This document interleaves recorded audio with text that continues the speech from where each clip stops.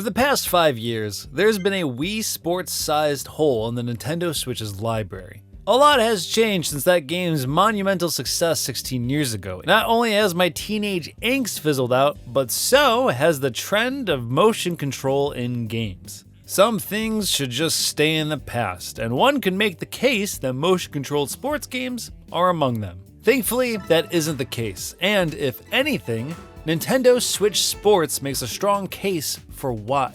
Not because its motion controls are as revelatory as the original, but because the same sense of brazen fun that came from playing Wii Sports with a good group of friends or family is as potent as ever in its successor. On the core of modern-day video games, Switch Sports makes some perplexing steps along the way, but ultimately puts on a worthy performance.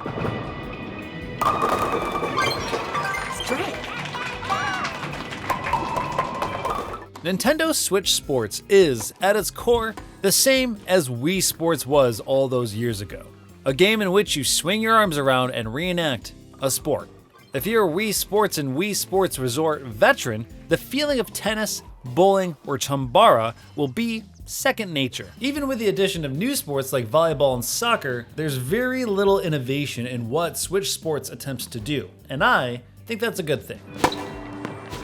The game doesn't feel like it's trying to revitalize a trend. Instead, it recaptures the simplicity of the original and, in doing so, rekindles the same magic. It's straightforward, unadulterated, and, above all, approachable. 5 of the 6 sports are played by holding a Joy-Con in one hand as the avatars move independently on screen for you, with the exception being soccer, which uses 2 Joy-Cons. Whether you're swinging a racket, throwing a bowling ball, or striking a sword, playing the sport is as simple as swinging your arm. So, of course, I wrangled up 3 friends at the office, handed them Joy-Cons, and jumped into each sport. Of the 6 sports, 4 are absolute winners. Badminton is a vigorous back-and-forth battle to catch the other avatar off balance. It utilizes the Joy-Con's gyro tracking, which allows for more specific strikes, including a drop shot maneuver that, if timed right, can cause your opponent's avatar to fumble and fall to the ground. Some matches were long and vigorous, causing me to break a sweat and leaving my arms sore the following day, making it a fun and rigorous workout if you really get into it.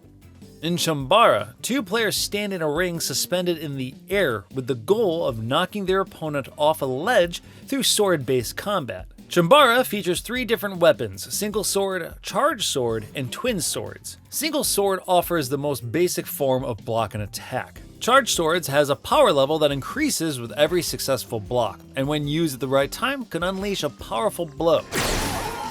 And twin swords, which requires the player to use both Joy-Cons, gives the player the ability to block with one sword while setting up a strike with the other.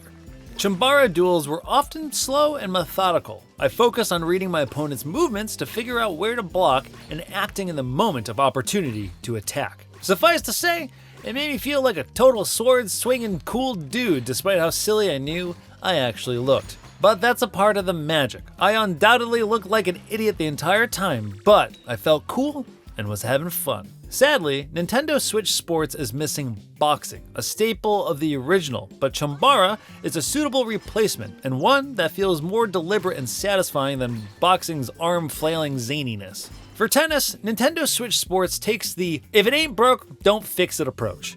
And I'm glad this is the case. Joy-Con in hand, the moment a tennis match started, all the muscle memory and timing from the Wii Sports days returned to me. Oh my god. That's my fault. The same natural, joyous feeling flooded back, this time tinged with nostalgia. The improvement for the Switch version of tennis comes from the additional accuracy afforded by the Joy-Con. Smacking the ball with a twist of the wrist and seeing it spin to the other side of the court just felt great. Then there's the premier Nintendo Switch Sports activity: bowling. It's hard to imagine bowling being any better than in previous Wii Sports iterations, but Nintendo Switch Sports improves the experience by adding simultaneous mode. Instead of taking turns bowling one by one, all players can now bowl at the same time, either solo or on teams, and the result is just ridiculously fun. Are you kidding me? Instead of bowling one after the other, I got to collectively enjoy the chaos of attempting the same frame together and react alongside my friends in real time. It just felt great. Additionally, bowling now features special mode, which tasks the player with having to navigate their ball down an obstacle-ridden bowling lane. Pair that with having multiple bowlers launching bowling balls simultaneously, and hilarious antics ensue.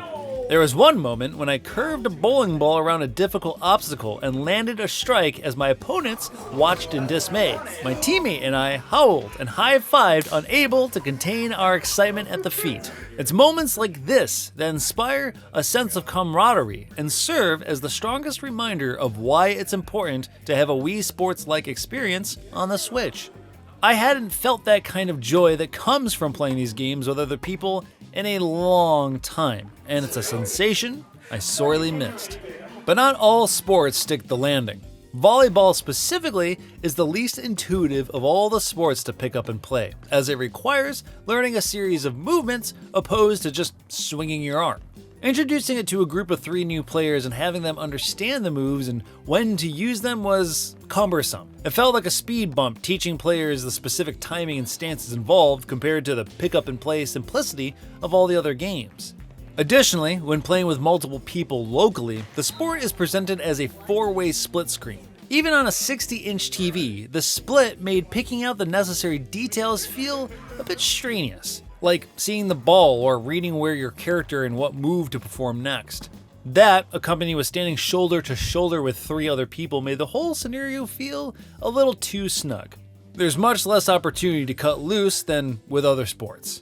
Another issue is that the specific volleyball moves needed to play the game are timed according to the on-screen avatar's often oddly slow and floaty movements, which means playing never feels intuitive or natural, and getting into a flow or rhythm as you can with other sports is difficult. Still, we had some fun, but I can't be confident that everyone knew what they were doing, and it often felt deflating to hop into volleyball after a game of tennis or bowling. Of all the sports, soccer is the oddest of the bunch.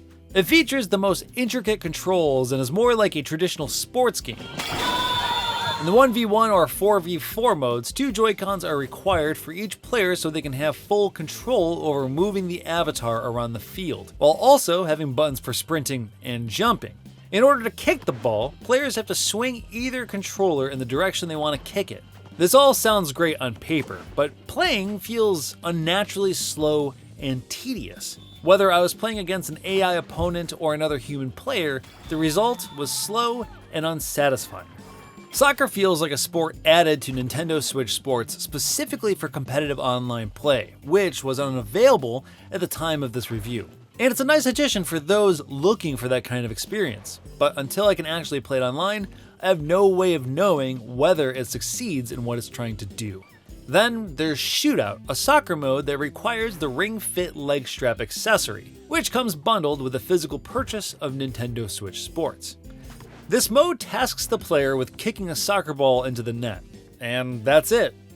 The mode feels rather undercooked, shoehorned in to warrant the inclusion of an accessory that added little value to my experience. Nintendo has said it has plans on adding leg strap kicking functionality to the regular soccer mode, but as it stands, Shootout is a complete miss. If you buy the game digitally and don't have the leg strap, be assured that you're not missing anything at the moment. It's cheesy to say, but just like the nature of real sports, there were many genuine surprises, unexpected comebacks, woeful defeats, and triumphant victories to be found in Switch Sports. And these moments can only be really felt when playing with others.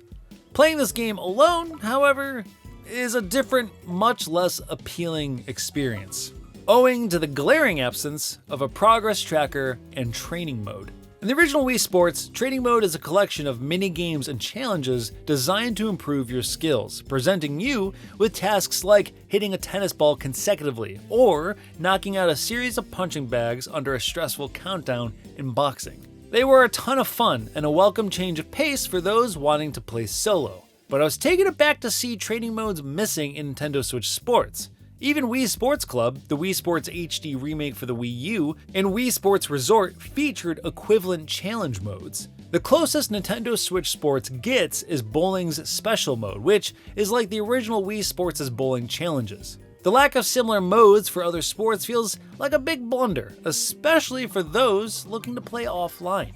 While I would happily play the previous Wii Sports titles alone for extended periods of time, it wasn't long until I grew tired of playing Nintendo Switch Sports by myself. There's only so much gratification in competing against AI-controlled opponents over and over again, even when set at harder difficulties.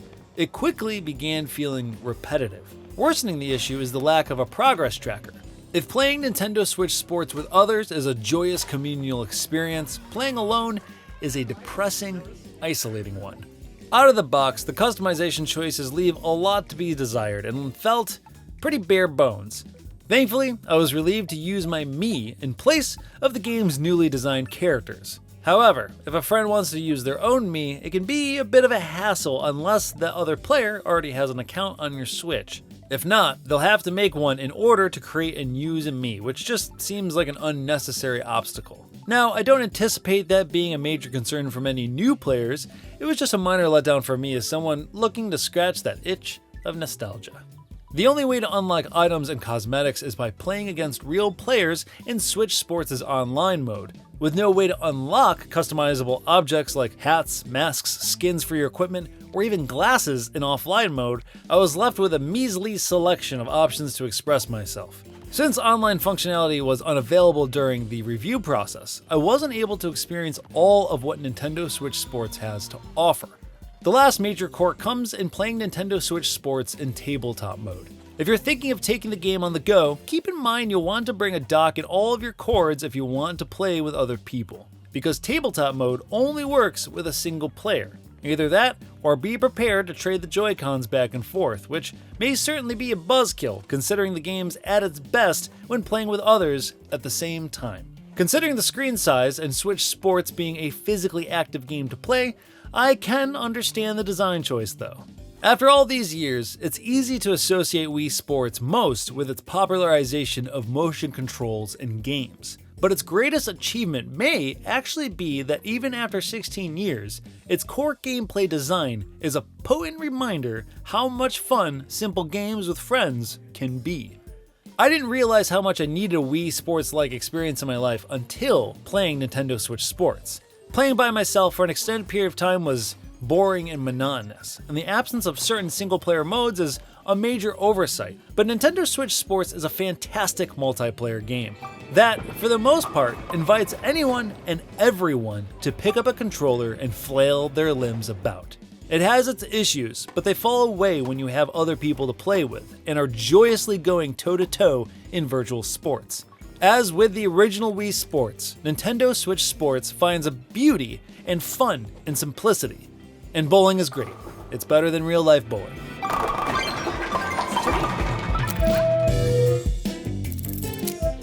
That was good. You only get one hit. It'll go. Damn, Jordan. Damn. Yes. Oh my god. Yes. I like how we're both coming in like at the very end. I still very end here. Who's gonna win though?